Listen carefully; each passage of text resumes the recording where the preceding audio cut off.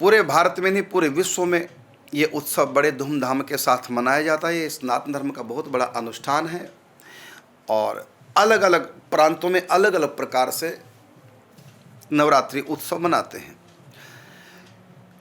कई लोग कलश की स्थापना करते हैं, कई अखंड ज्योति की स्थापना करते हैं और कई जौ आदि, जिसको पंजाबी में खेतरी बीजना कहते हैं, जौ आदि उसको उपजाते हैं 9 दिन तक। फिर उनकी भगवती का रूप मानकर उनकी पूजा करते हैं, भोग लगाते हैं। कई ज्योति अखंड जगाते हैं तो उसी को भगवती का रूप मान करके और भोग लगाते हैं और पूजा करते हैं।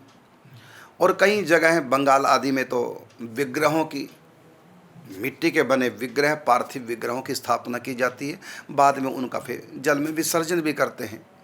तो अलग अलग प्रांतों में अलग अलग प्रकार से उत्सव मनाया जाता है, क्योंकि ये उत्सव 9 दिन का है और कई जगह 7 दिन का मनाते हैं, कई जगह 8 दिन का, कई जगह 9 दिन का। शास्त्रों में तो देवी भागवत पुराण में 9 दिन का विधान है।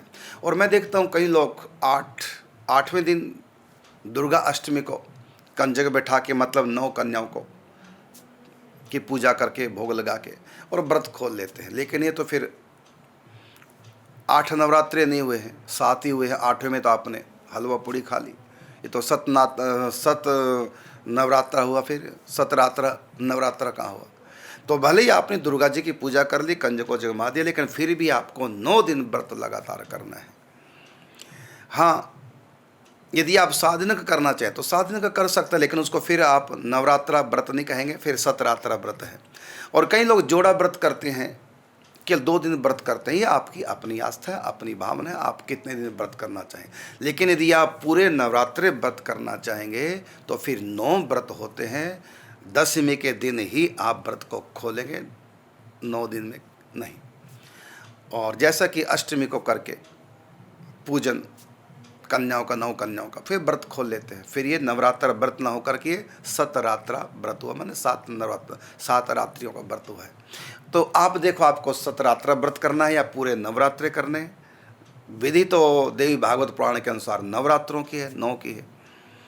और एक बात जो मुख्य बात है वो कहनी है कि ये 9 दिन है, क्योंकि एक दिन का तो उत्सव नहीं, 9 दिन का उत्सव है। तो आपने अखंड जो जगा दी, या आपने जा खेतरी बो दी, और या आपने स्थापना कर दी श्री विग्रह की और पूजन प्रारंभ कर दिया, नवरात्रा व्रत आपका प्रारंभ हो गया। ऐसी स्थिति में इन 9 दिन में यदि घर में किसी बच्चे का जन्म हो जाए तो सूतक इस व्रत को, इस उत्सव को नहीं लगेगा।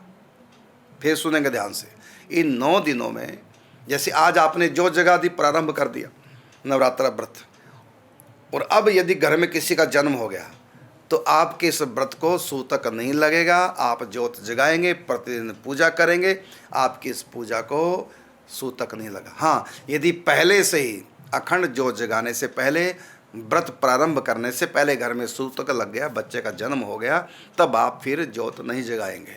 लेकिन यदि जगा दी, बाद में सूतक लगा, फिर आपकी ज्योत को सूतक नहीं लगेगा। आप विधि विधान से उसी प्रकार नवरात्रि व्रत करते रहेंगे तो सूतक नहीं लगता। ना जन्म अशोच, ना मरण अशोच लगता है। यदि अनुष्ठान कोई भी हो, यदि प्रारंभ कर दिया तो उसके बाद उसको सूतक नहीं लगेगा। उतने दिन तक वो सूतक से सुरक्षित है, जब तक पूर्णाहुति नहीं होगी। ये मुझको विशेष बात कहनी थी।